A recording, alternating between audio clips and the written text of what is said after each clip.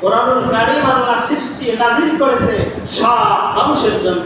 হিন্দু, মুসলমান, বৌদ্ধ, খ্রিস্টান, জাতি, ধর্ম, বর্ণ নির্বিশেষে, কামার, কুমার, জেলে, জাতি, doctor, master, driver, helper, contractor, একটা সাধু, জুয়েরু, বদারু যা আছে, ঠেলা গাড়ি চালা, অটো গাড়ি চালা, যতগুলো নজীবন পরিবহন যা চালায় সবার জন্য আল্লাহ কোরআনুল কারীম নাযিল করেছে।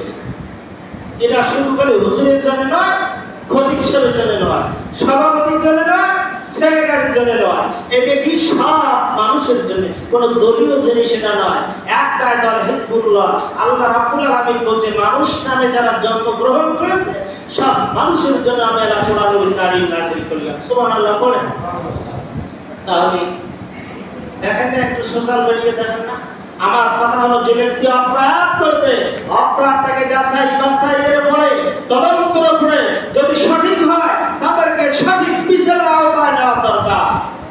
আর যদি বেঠিক হয়, যদি যে ব্যক্তি ষড়যন্ত্রমূলক করে থাকে তাদেরকে নিয়ে তদন্ত মূলক যদি সে ষড়যন্ত্র, এই ষড়যন্ত্রকারীকে তাকেও বিচারের আওতায় নেওয়া দরকার।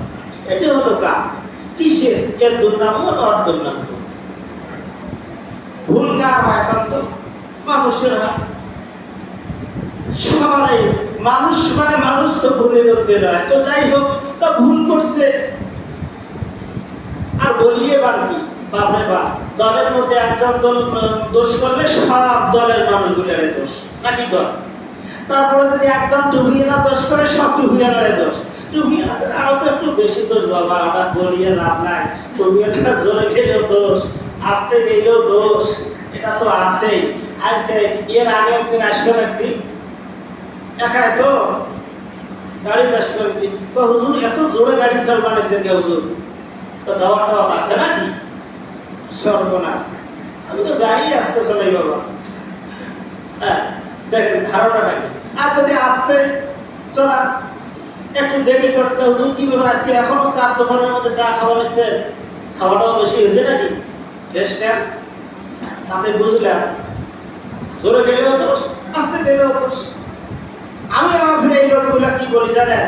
এই লোকগুলোর খাসিল ধরো যারা এই ধারণা, এই সেন্সের কথাবার্তা বলে, এরা হলো কি জানেন? আপনারা কি জানেন গরু মার্কা একটা সূরা আল্লাহ নাযিল করছে, সূরাতুল বাকারা নাম মুখস্থ আছে না? বাকারা, এটা কি গরুর নাম? এরা সূরা, তাতে বোঝা যায় গরু মার্কা মানুষ পৃথিবীর জমিনের মধ্যে আছে না নাই? এরা কি সামন দিয়ে দিল ধিস মারে, পিছন দিয়ে গেলে কি করে? কথাটা বুঝতে আমি চিন্তা করলে না হয় স্বাভাবিক। আল্লাহ যেহেতু নিজে বলছে গাভী গরু মার্কা সূরা আছে, তাহলে মনে করেন এ ধরনের লোকও আল্লাহর জমিনের মধ্যে আছে। তো যাই হোক, আলোচনা হলো আমরা যে কার্যকলাপ গুলো করতেছি এর হিসাব হবে না, হিসাব দেওয়া লাগবে না। কেন আমরা খামাখা আমি অনেকবার বলেছি মানুষের গীবত শিকার থেকে দূরে থাকবো। আমরা একটাই বলবো কি, পরশুদিন আমি একটা হোটেলে বসেছি, আমাকে বলেছে তালাকের মাসালা নিয়ে অনেক কিছু বললো। ভাইজান আমি কিন্তু মুফতি না, আমি তালাকের মাসলা দেবার পাইনি। আপনার মুফতির কাছে যান, তার কাছে সুন্দর করে তালাকের মাসলা নিয়ে চলে আসেন। কেন খামাখা আমি এই কথাটা, এই সাবজেক্টটা হাতে নিয়ে তালাকের মাসলা ঘাটতে ঘাটতে এই কথাবার্তা মুখ দিয়ে ঠেলাঠেলি করতে করতে নিজের বউ তালাক হয়ে যান? ও দরকার নাই বাবা, ঠেলাঠেলির কি প্রয়োজন? তো আসলে বর্তমান প্রেক্ষাপটটা এমন হয়ে গেছে, বাম হাতে নিচে চায়ের কাপ, ডান হাতে হলো সিগারেট আর বেসরা আল্লাহ ভরসা করি, মাসলা মাসেল ওখানে চলছে, তর্ক বিতর্ক চলছে। তাহলে মানুষ কত নিচে নেমে গেছে। মাসালা বলতেছে এবং ওখানে তার তো কি খাচ্ছে তর্ক, প্রথমে ঠিক না। তো যাই হোক,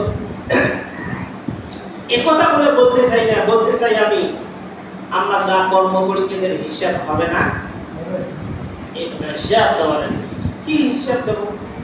আল্লাহ যদি ধরে, কথাটা না বললে নয়। আপনারা জানেন, তারপরে বলি, বেশি দূরের কথা না। তো আমি তো বিয়ে করেছি অলিপুর থানায়, তা এর আগে অলিপুর থেকে আসতেছি, গোরস্থান মসজিদ মানে কবরস্থান মসজিদ যেটা করে ঘোষপাড়া, এই জায়গার মধ্যে মসজিদের কাজ হচ্ছে, প্রসাবের আবার একটু চাপ বেশি, প্রসাব করার জন্য যাবো তো দেখি পাশে পাশে দেখি না ওই পাশে, তো ওই দিকে একটা প্রসাব মানে সেখানে গেল রাস্তা ওই পাশে প্রসাব করে বাইরে। হ্যাঁ ধরতি একটা লোক আসবে, 100 টাকা দা, এই কিসের টাকা, প্রসাব করলে প্রসাব করলে টাকা দেয় নাকি?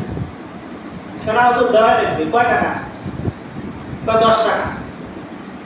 একবার প্রসাব করলে 10 টাকা। আমি হুজুর মানুষ, টাকা বসে কমে 5 টাকা নেই, মানে হুজুর ওই 10 টাকায় নেই।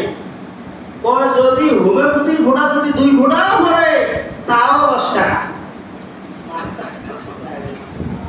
খেলাটা দেখছে, প্রসাব করলে কয় টাকা দেওয়া লাগে? হ্যাঁ 10 টাকা। আমরা কতবার দিনে প্রসাব করি? হিসাব আল্লাহ যদি দেয় টাকা বিল, এই বিল করে থাকি 10 টাকা ধরে একবার প্রসাব করি 10 টাকা দিলেন, আল্লাহ যদি যতবার প্রসাব করছিস দে টাকা, এর হিসাব দেয়। কি বলি, মাদ্রাসা পড়াই তো, আজকে একটু গল্প গুজব করি। মাদ্রাসা পড়া যাবে আজ থেকে মনে হয় 10 বছর আগের কথা। এই 10 বছর আগে বোর্ডিংয়ের ছেলেপেলেরা রাতে ঘুমে না, ঘুমায় না, ঘুমাইছে